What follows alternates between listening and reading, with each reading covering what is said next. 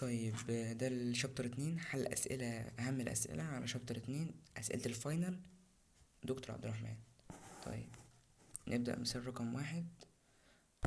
رقم 1 بيقولك find the middle term. عايز الميد ترم بتاع of 3x تربيع زائد 1/2x الكل أس 10. هتعمل ايه؟ هو عايز الحد الأوسط. الحد الأوسط بنجيبه ازاي؟ هتقولي n لما يكون الأس زاوية، هتقولي n على 2 زائد 1.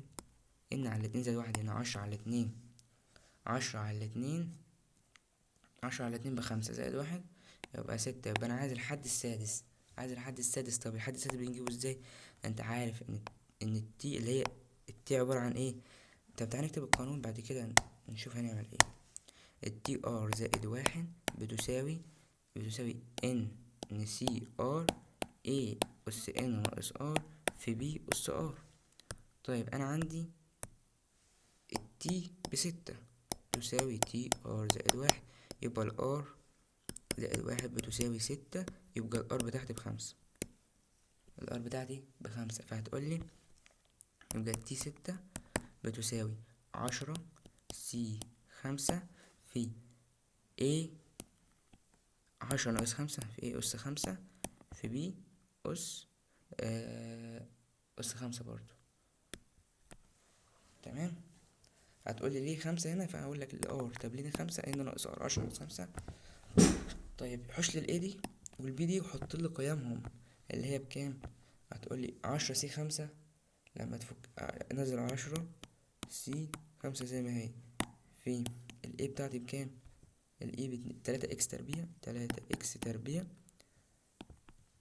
الكل أس 5 في التانية بقى 1/2 اكس، 1/2 اكس الكل أس 5. تمام. بعدها هتعمل ايه؟ هتفك عادي، فك عادي. هتفك فك عادي وتمام.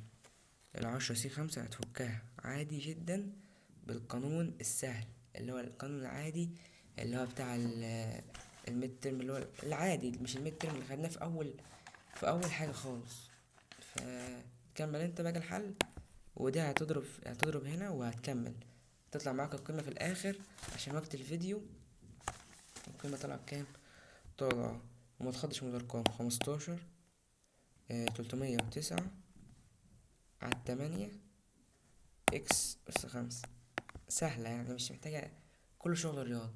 وانت هتقولي فكيت دي اللي هي في الأول اللي هي 10 سي 5 فكيتها ازاي؟ هقولك عشان انت مش مركز. دي أول حاجة في الشابتر. ان سي ار بنفكها ازاي؟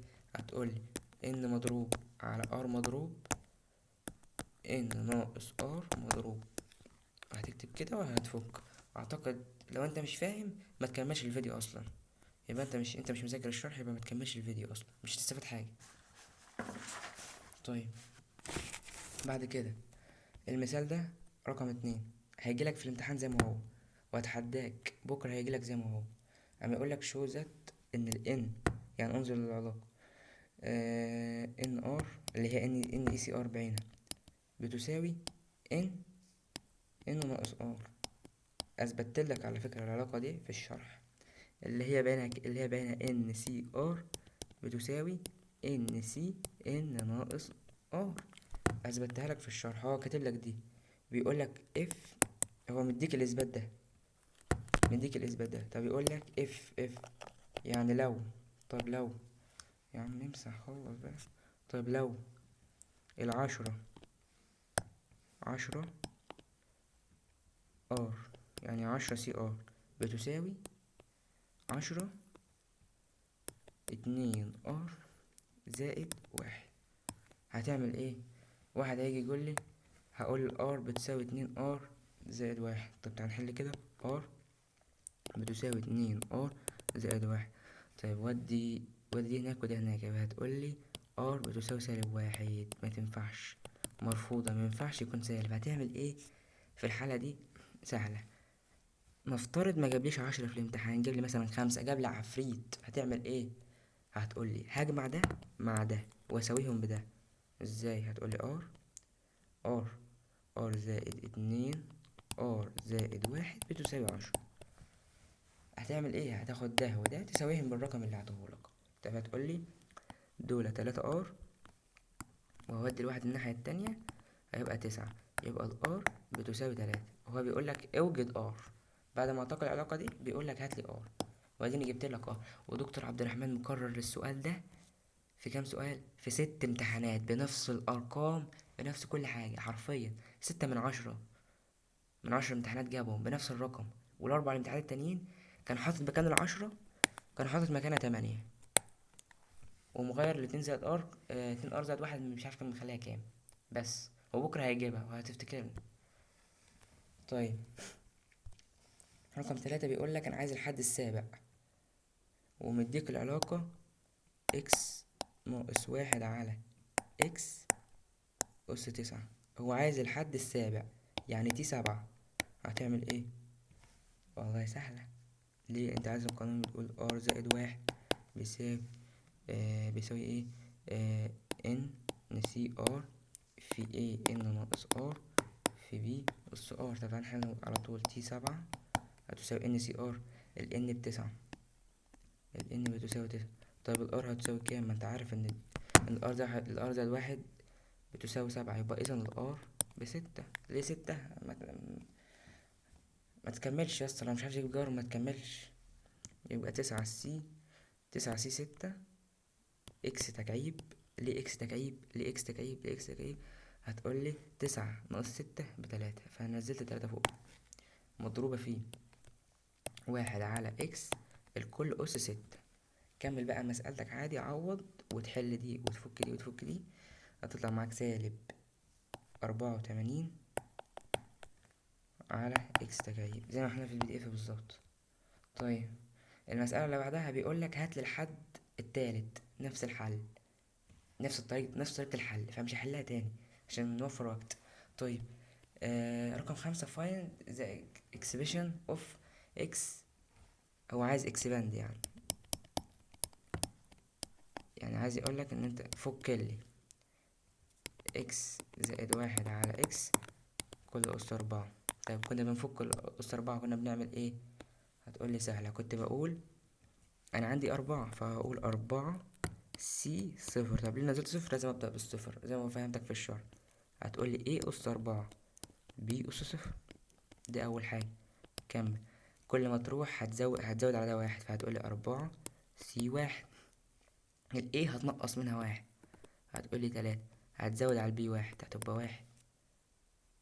تمام تمام. هتقولي 4 سي 2 A أس 2 B أس 2. لو مش فاهم يبقى انت مسمعتش الشرح، مش هشرحها تاني. زائد 4 سي 3 A 1 B 3.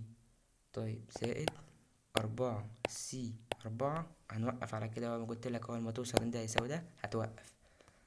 A أس 0 B أس 4. هتعمل ايه بقى عشان نختصر وقت؟ هتفك ال4 سي 0 دي، هتديك كام؟ هتديك واحد، فواحد.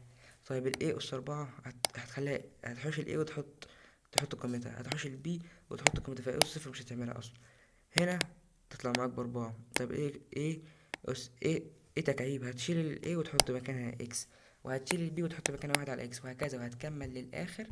والحل عندك في الPDF، مش محتاج ان انا اضيع وقت في مسألة زي كده. طيب رقم 6 عايز برضو الحد السابع. سهلة، نفس نفس اللي احنا حليناها من بدري.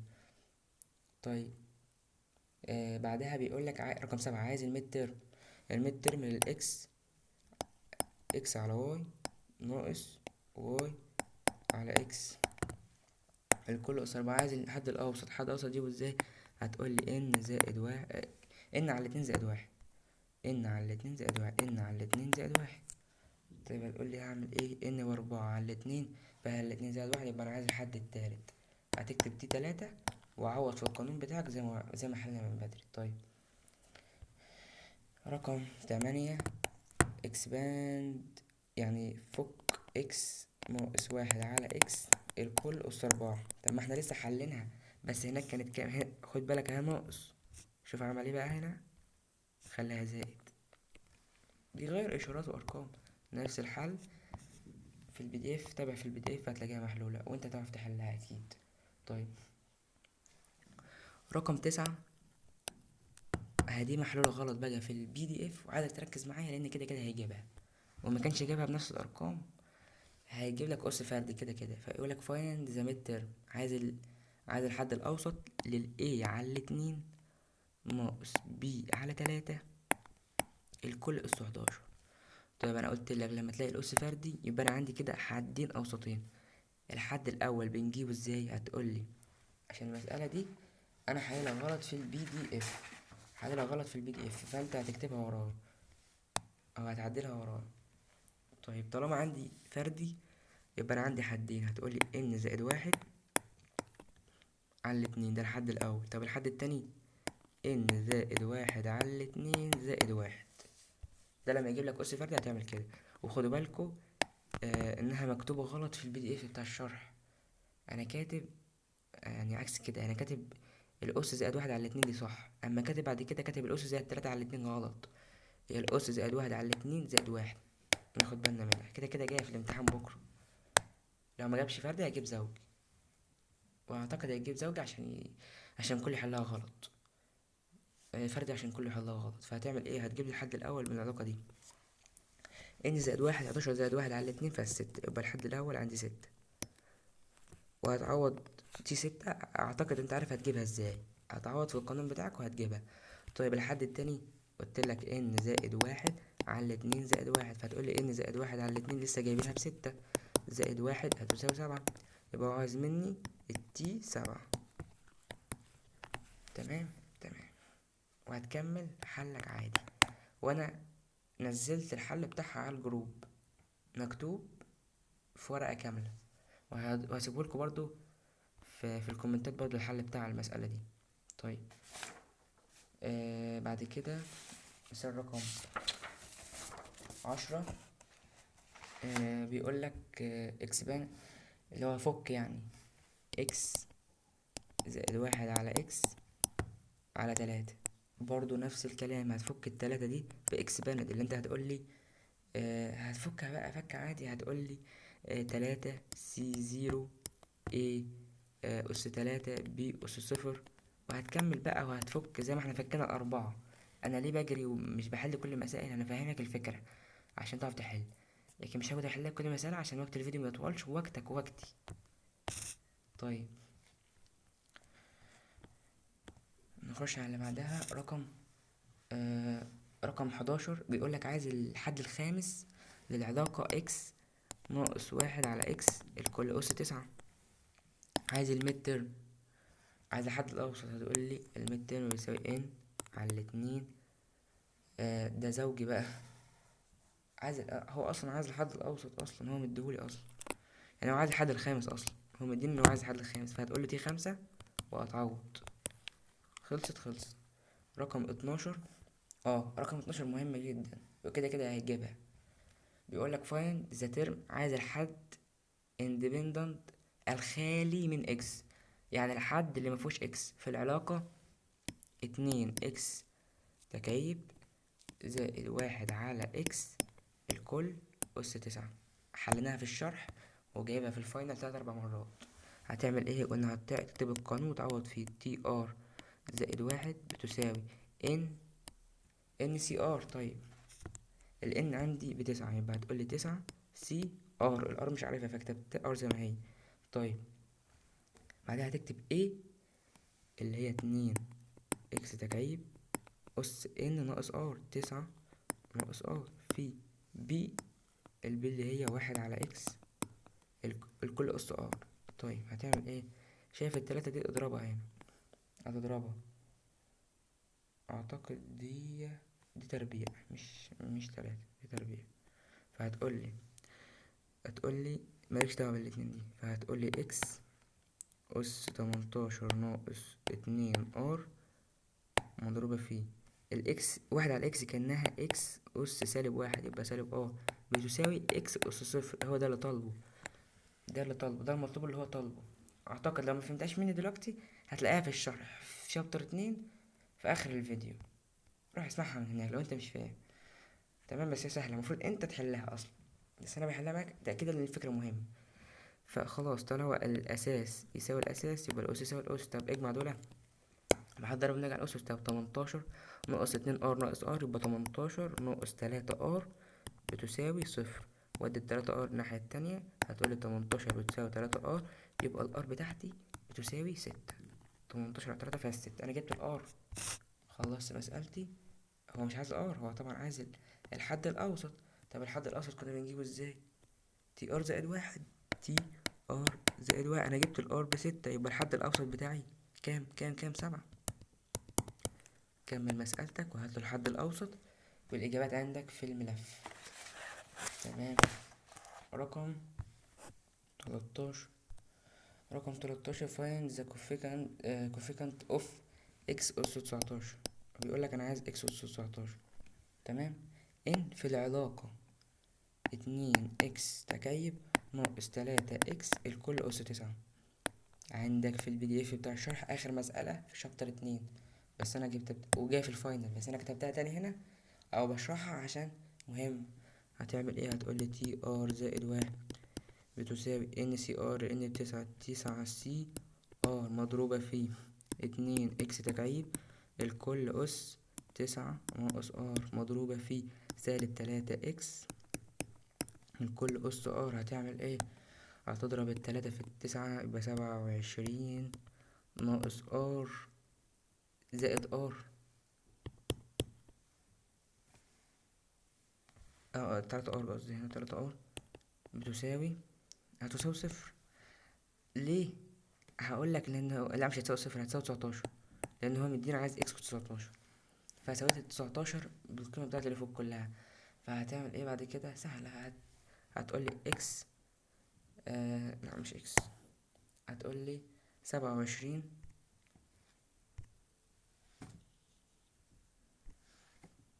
3 ار ناقص ار سالب 3 ار ناقص ار هتديني 27 ناقص 2 ار بتساوي 19. فهتودي السالب ار الناحية التانية ودي هتوديها الناحية التانية، فيصبح عندك الاتنين ار بتساوي 8. لما تطرح 27 ناقص 19 دي 8، يبقى الار بتساوي 4. طيب انا عارف ان التي بتساوي ار زائد واحد، يبقى انا عايز الحد الخامس. عوض في قانونك المعتاد، هتطلع معاك القيمة والناتج عندك في الPDF. طيب رقم 14، وده سؤال عبيط بس انا حبيت افكرك بالقانون مش اكتر. اللي هو بيقولك 3 2 اللي هي بعينها 3C2، بس هو بيكتبها كده في الامتحانات، ما بيكتبهاش بالشكل ده عشان يلخبطك. طيب والله التلاتة سي اتنين هي 3C1. ليه 3C1؟ مش قلتلك ان ال NCR بتساوي NCN ناقص R؟ طيب تعالى هنا، ال NC نزلتها، 3C نزلتها، N ناقص R 3 مقسومين ب1.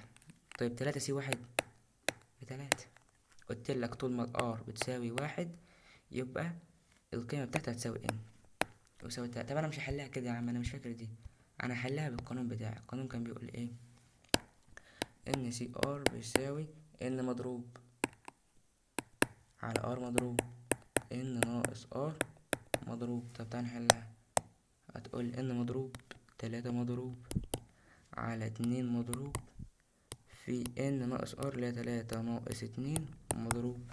طيب فك اللي فوق، هتقولي 3 في 2 في 1 على 2 في 1، وده طبعا 1 مضروب الواحد بواحد، فالطير دول مع دول يفضل معايا 3 حلتها لك بطريقتين، مفيش اسهل من كده. وبالنسبة لشابتر 2 حرفيا مغطي كل الافكار اللي فيه. يبقى انت عندك كام فكرة في الشابتر ده؟ عندك 7 افكار جايين في الامتحان. لو هيجيب مثلا 5 اسئلة مش هيطلع برا ال7، لو هيجيب ال7 مش هيطلع برا ال7، لو هيجيب يعني هيجي زي ما تجيب مش هيطلع برا 7 افكار اللي هما مكتوبين في 14 مسألة. تمام. تمام يا عم. بس يا سيدي ده شابتر 2. شكرا.